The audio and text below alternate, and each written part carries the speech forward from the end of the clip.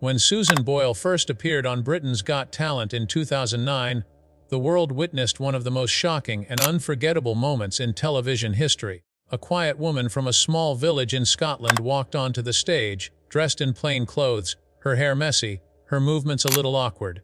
The audience did not see a star. They saw someone who looked out of place.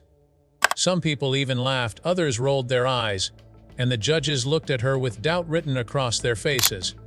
It seemed impossible that this woman, who had lived most of her life hidden from the world, could surprise anyone. But then, as soon as she opened her mouth to sing, "I Dreamed a Dream," from Les Miserables, the entire theater froze. The sound of her voice was powerful, rich, and filled with emotion that came from somewhere deep within her soul. The laughter turned into gasps, the doubt turned into awe, and within seconds, the same audience that had mocked her was giving her a standing ovation. Overnight, Susan Boyle went from being unknown to a global sensation. The video of her audition spread across the internet like wildfire, reaching millions of people within days, and suddenly, she was being celebrated as a symbol of hope, a reminder to never judge a book by its cover. It was the kind of story that inspired headlines, brought people to tears, and seemed to promise a happy ending for a woman who had been overlooked her entire life. But behind that magical performance was a woman carrying a lifetime of struggles, loneliness, and heartbreak, struggles that fame could never erase and in some ways only made heavier. People saw a fairy tale unfolding on stage, but what they didn't see was the quiet tragedy that had followed Susan for decades. Long before the world ever knew her name, they didn't see the childhood filled with bullying and ridicule, the years of isolation where she was told she wasn't good enough, or the inner battles with mental health that would haunt her even in her greatest triumphs. That night on stage was more than just a performance, it was the eruption of years of silence, pain and longing. Susan had waited nearly 50 years for someone to finally hear her voice, and when they did, it was like the entire world stopped to listen. But what no one could imagine in that moment was that this dream come true would also bring pressures and struggles she was not prepared for. That the spotlight she had always longed for would become a burden she could not fully carry. To understand why Susan Boyle's story is often described as one of the saddest tragedies in modern celebrity culture, we have to look deeper than that single performance. We have to uncover the painful path she walked before the fame, the emotional scars she carried into it, and the way the very thing that made her famous would also expose her most fragile wounds. Because Susan's story, while inspiring, is also a heartbreaking reminder that sometimes dreams come with a price, and not every fairy tale ends the way we hope. Long before Susan Boyle stepped onto that stage and stunned the world, her life was shaped by pain, misunderstanding, and isolation. She was born in 1961 in Blackburn, a small working-class town in Scotland, the youngest of 9 children in a large Irish Catholic family. From the very beginning, life was not easy for Susan. During her birth, she was deprived of oxygen for a short time, which led doctors to believe she had suffered brain damage. For years, this label followed her like a shadow, and while she later discovered that she had actually been misdiagnosed and instead struggled with Asperger's syndrome, the damage was already done. As a child, she was constantly teased and bullied by other kids who saw her as different. They called her cruel names, mocked her looks, and made her feel like she never belonged. School, instead of being a safe place, became a daily battlefield where she often returned home in tears, wondering why she was not like everyone else.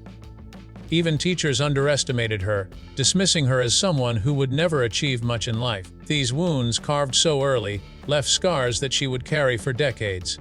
At home, Susan found some comfort in her large family, and especially in her love for music.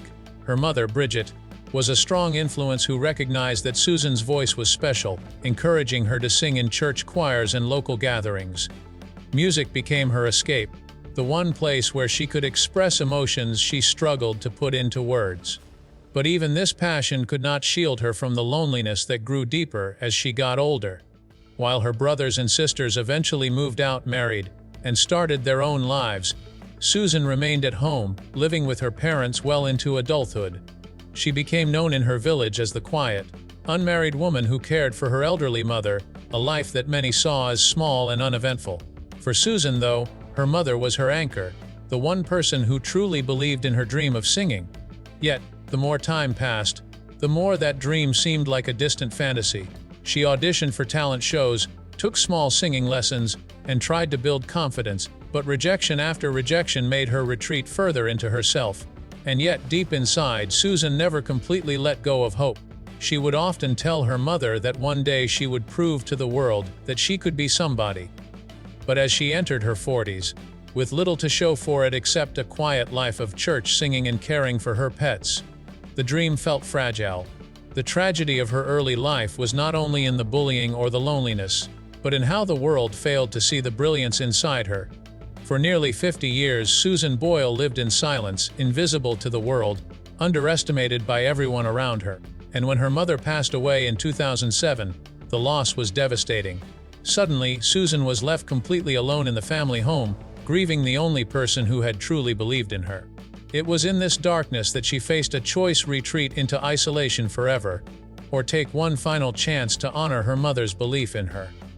That choice would lead her to Britain's Got Talent, a stage that would change everything, but also open her up to pressures and pain she could never have imagined. When Susan Boyle finally stood on the Britain's Got Talent stage in 2009, she was not only stepping into a competition, but into the culmination of decades of struggle, grief, and longing. The world saw her as an overnight success, a woman who went from being mocked to being adored in just a few minutes. But behind that fairy tale moment was a storm of emotions that would soon spin out of control. The clip of her audition spread across the internet like wildfire, gaining millions of views in just days. Newspapers around the globe called her the woman who shut everyone up, and television hosts from America to Asia wanted her on their shows.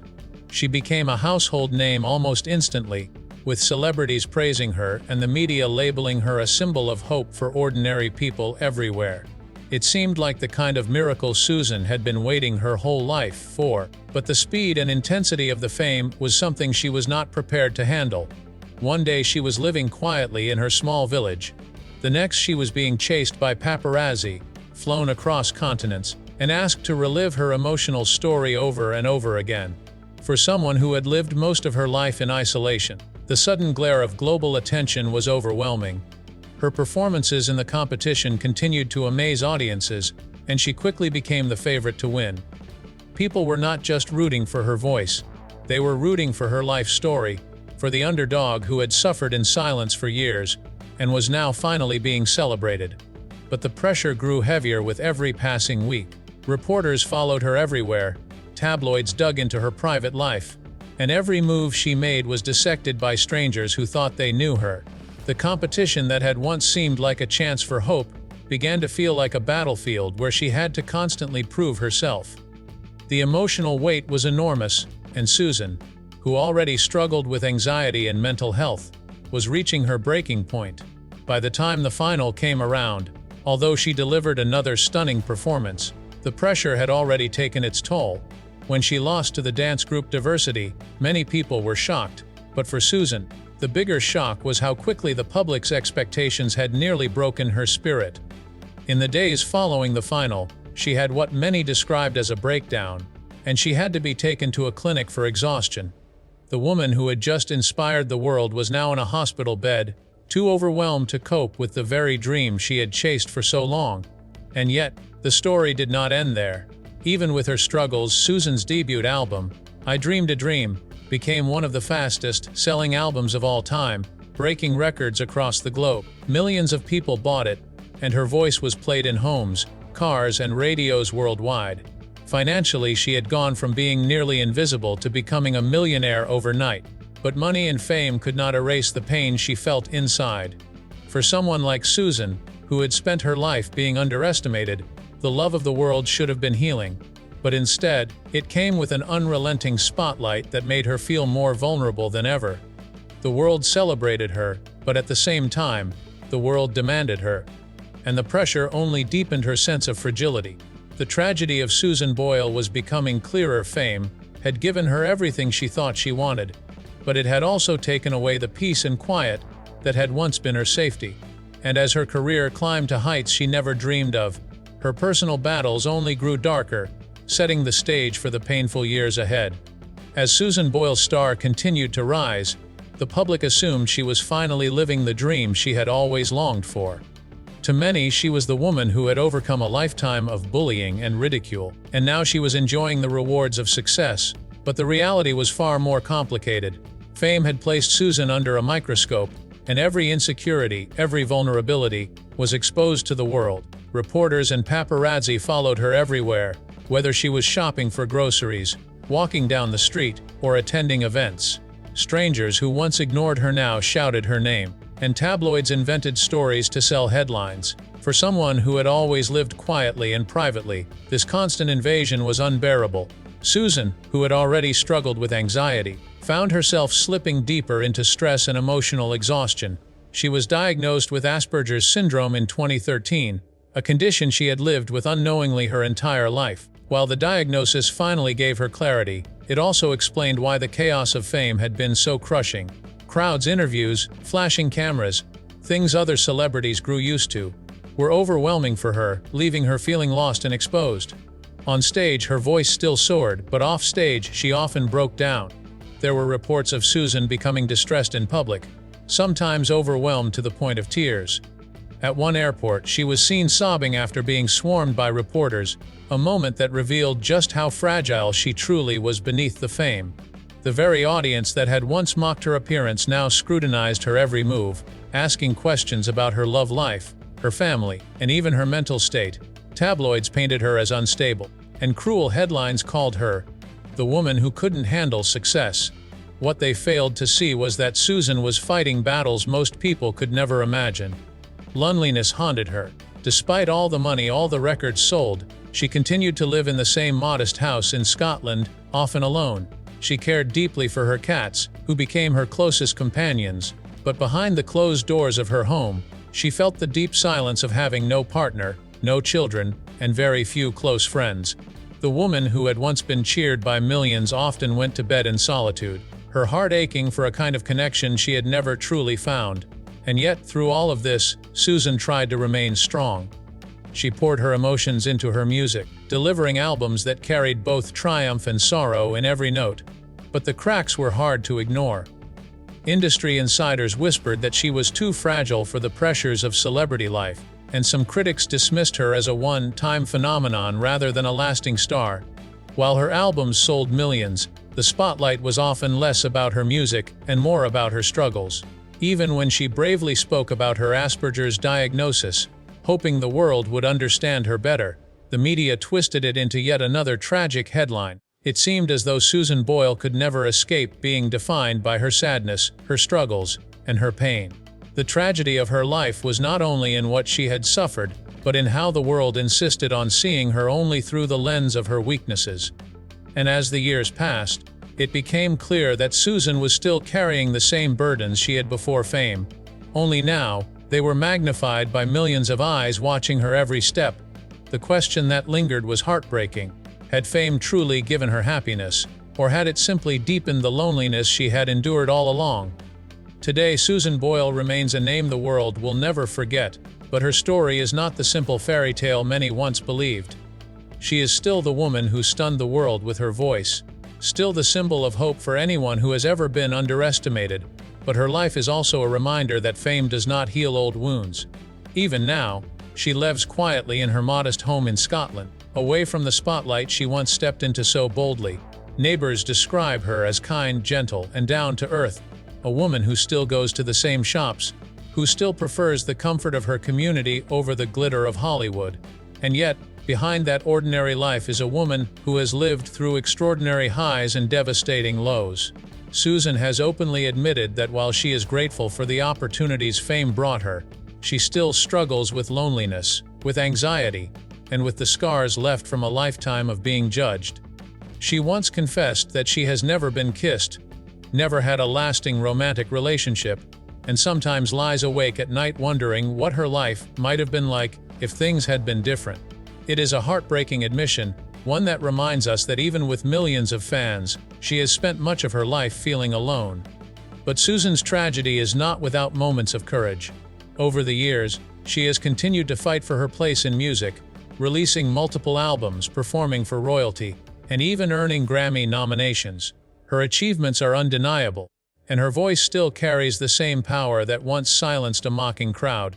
She has also used her platform to raise awareness about mental health and to speak openly about the importance of understanding conditions like Asperger's.